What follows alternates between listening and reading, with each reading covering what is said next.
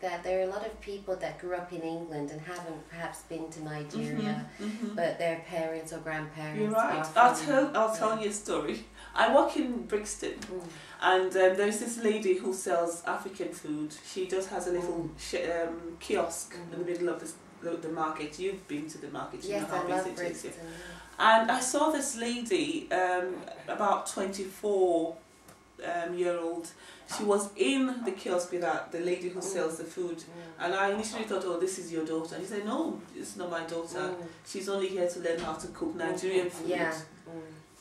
And you know, I was already working on my book, and I thought to myself, look at that. I mean, how many of people in her category? I think there are lots. And then I actually had a talk with her. Initially, she wanted to talk to me because she thought I could get her some, employment in my organization. So when I said to her, "Why are you doing this?" and she told me that she's never really gone back home. That's right. Her parents, everybody, they live here, and she just wants to be able to learn how to make a few of Nigerian food. And so I said, you don't have to wait too much. And she actually made the point to say to me that she looked for cookbooks, she couldn't get any. And there's so many people in her category. I think so too. And I really just wanted to add to that and say that it's so much a part of your identity.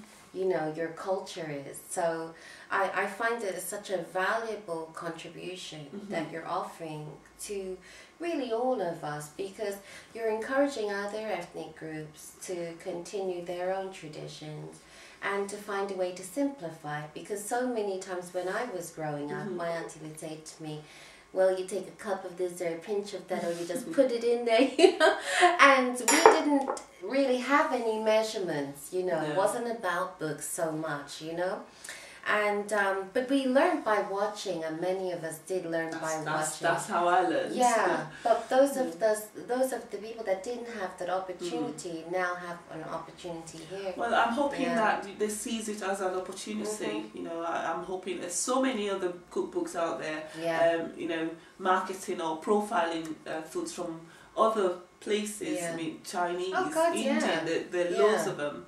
So I'm hoping that people see this as a real opportunity to help them find out about what Africans eat and how they eat what they eat, and just to help them discover that there is actually a lot more. I think it would be a great book for African American people to get in touch with their roots, their culture that they don't really know so much about. I'll tell you why that is actually very, very relevant and valuable. I have said a bit of that in the book as well. Is that Nigerian, indeed West African cuisine has influenced cuisines of other places. Yes, that's right. Give you examples of soul food, for instance, that's right. Creole. That's right. They all have their own origins from West African We're all using the same ingredients and cooking in different ways. They use use yams, they use okra. And how I think people should want to know how that's happened. Yes, it's even the names. I'll tell you another one. In Brazil, there's a street food called acarajé. In Nigeria, they call that akara. Yeah. It's the same ingredients. Yes. It's fried, done the same way with palm oil and everything. Yeah. So there is a lot to discover. Honestly, there is quite a lot to discover. I think it's fantastic. And I'm surprised that even up till now, nobody actually thought it was anything. I know, you hit the jackpot. I hope, And less than 4 steps. 4 steps or less.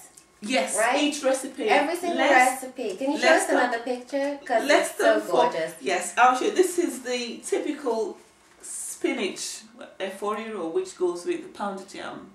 And this is also a very quick way to make vegetables. It's very quick, very highly nutritious. You can put whatever you want to put in it. I'll use fish in this recipe. We love yam. We love it.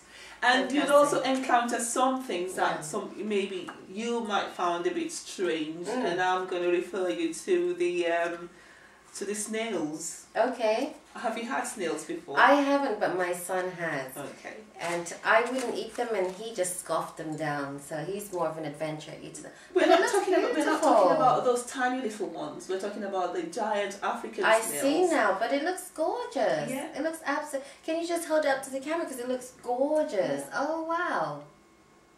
Yeah. I would try that. It looks really nice. But there's nothing wrong with snails. You know? No, there isn't. It's all in our minds. The French people eat snails. They don't even cook theirs. No. They just put lots of butter and garlic and they eat that, you know. And, you know... And how big are those snails, really? They are quite... Some of them as big as my palm. And where do you find them? Again, it would be in the African naturally. shops. Where in the water? In the bushes. In the bushes. But they're actually when it's been raining now. like here all over the place. Yeah. They are farmed now, and you don't have to wait for their season to get them. So you're able to find these things here in the UK too. Yes. Oh, that's fantastic. Oh, yes. Yeah. Yes. I've eaten some very nice Nigerian cooking before. Okay. Don't ask me for names because I can't quote you, but I know I like fufu. That's Nigerian. All right, yeah. Well, fufu is just a name given to anything, any starchy. Okay. Sort of. As I should say, pounded yam then. Right? Pounded yam is more like, and they all have different. How would I say? I think it's cassava. The cassava I think is called fufu. Is what I like. And is it egusi soup? Oh my gosh. Yes. That's good stuff. You have a recipe for that, I'm sure. Oh yes. Because I know Nigerian people love egusi soup. Oh yes.